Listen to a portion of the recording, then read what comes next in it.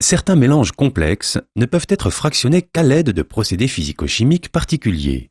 Les encres de couleur, qui sont par exemple utilisées dans les stylofeutres, font partie de ces mélanges. Afin d'isoler les différents composants d'une encre, nous avons recours à la chromatographie, et plus précisément à la chromatographie sur papier. Le principe de la chromatographie repose sur l'interaction entre une phase mobile et une phase stationnaire. Dans la chromatographie sur papier, la phase mobile est constituée d'un liquide qui sert d'éluant.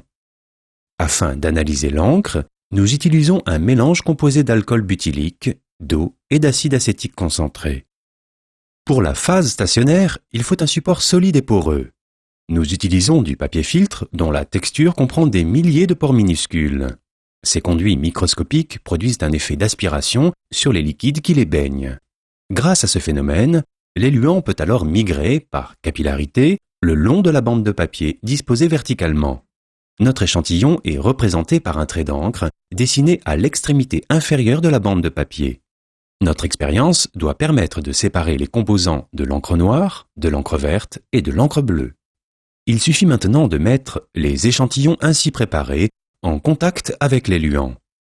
Pour cela, nous plaçons chaque bande de papier dans un récipient en verre, dans le fond duquel nous avons versé 1 cm du liquide éluant. La phase mobile migre alors à travers les pores de la phase stationnaire.